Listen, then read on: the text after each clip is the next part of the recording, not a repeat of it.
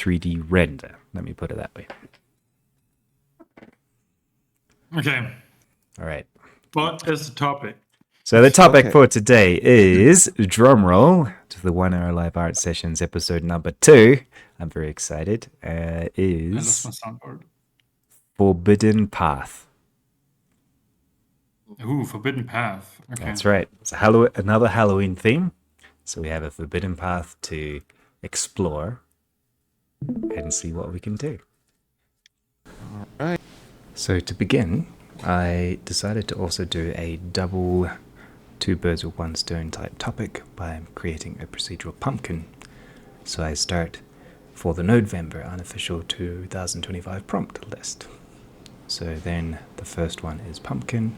So I use a procedural strip with a gizmo system that I built earlier with a friend of mine, and I used the new Blender 5.0 array node that we added to the toolshelf as well, and just spun that around to create a nice simple shape. And so it is semi-procedural by using a curve and some gizmo widgets to control the curves, and then from there, inside of the shader nodes, I decide to start using edge detection using normal with true normals differences based on Eevee to get some rough edges, and I change the shape a little bit.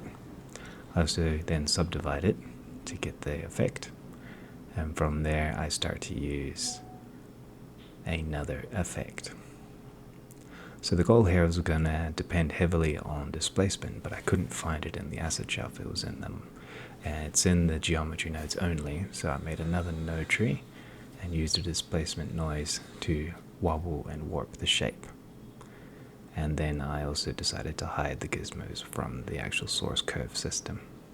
So now I'm starting to work on shadows with noise and the actual edge detection node that I have included with B4Artist, which is all procedural too.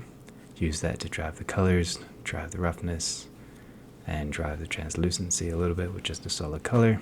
I used it to drive the bump as well. And then eventually I got another concept of a simplex noise, which we also have included as an asset inside of the B4Artist, and we added them in to create an even more natural bumpy look similar to a pumpkin.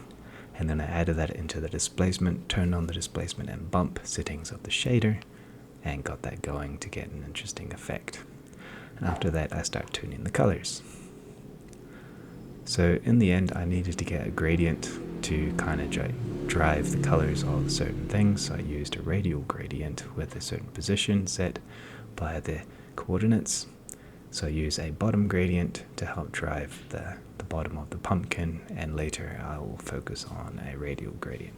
So then from there I use my procedural spiral asset, which I really like, which also has gizmos, to create a spiral shape with UVs, and I use that as the stem. So now that I have started multiplying the colors and worked on tuning things, I start thinking about the next step.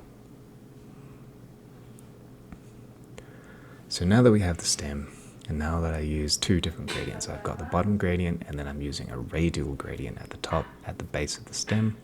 I position it carefully using some values of the coordinates of the object and put that to where it should be. And I'm wondering to myself, how do I get radial gradients or radial shapes?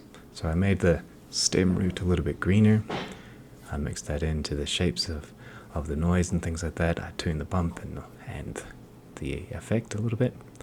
But now I need to think of the stem. So now I'm working in the stem, and I use a string procedural material or weave, and I set the coordinates how I would like them to be along the stem. And I use those coordinates in a soft way with some noise and some linear light to break up that shape. And I use that to drive the colors of the stem, and I use that to drive the displacement of the stem with the same bump and displacement setting in Eevee. So it's pushing downwards, so I need to neutralize the displacement so it also pushes outwards. So I use an offset of subtract psi -5. And then from there I go back to the pumpkin, and I'm not happy with the ridges. I can hardly see them, so I need to create some fake ambient occlusion or something like that. So I'm thinking of trying different noises. It doesn't quite work. I remove the edge detection and I use just simplex, and it doesn't quite look how I want it to be.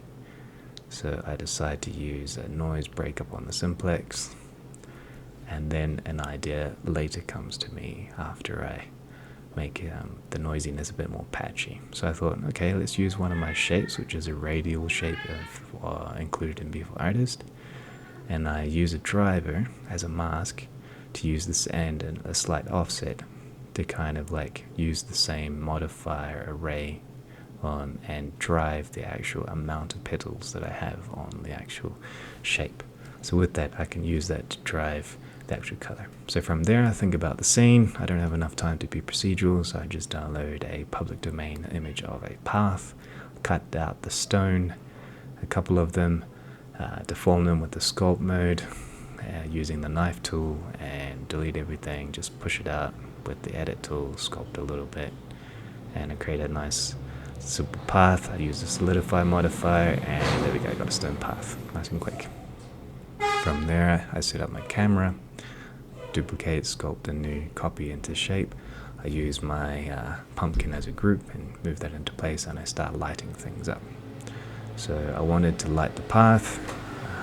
So here I continue duplicating certain things and sculpt them into position because the remeshing was going to destroy the textures. So from there I duplicate the actual stem, use a spotlight to highlight the actual pumpkin, set my camera depth of field to focus on the pumpkin. And since the stem is procedural, I will just use that to bring it into shape and bring it out.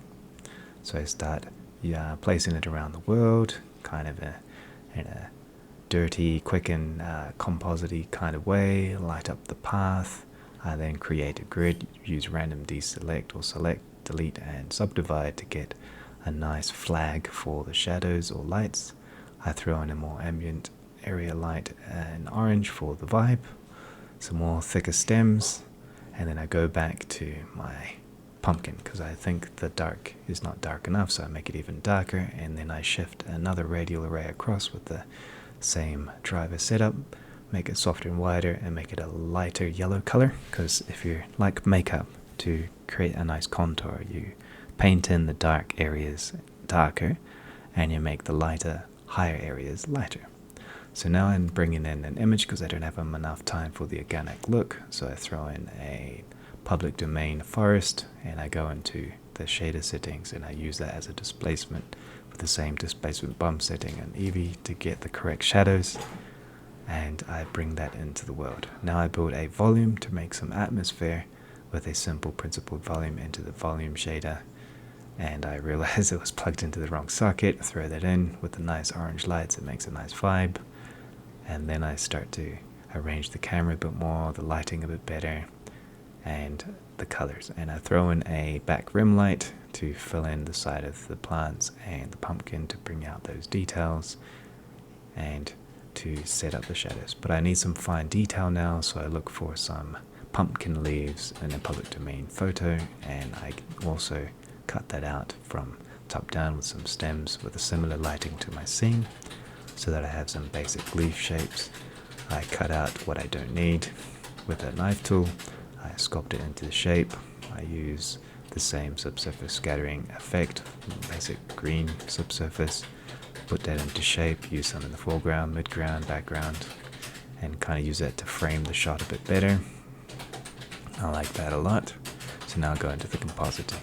Within the compositing, I'm using the new Blender 5.0 assets, including the vignette.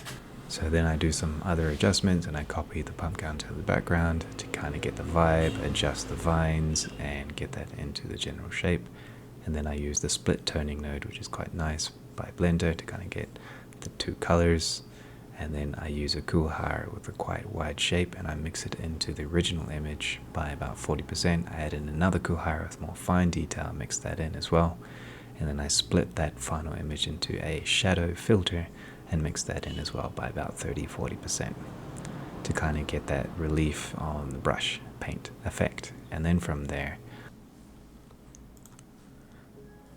and now I save my files and I create a point light and I use a light linking to select that pumpkin so that it is only used as a rim light on the pumpkin.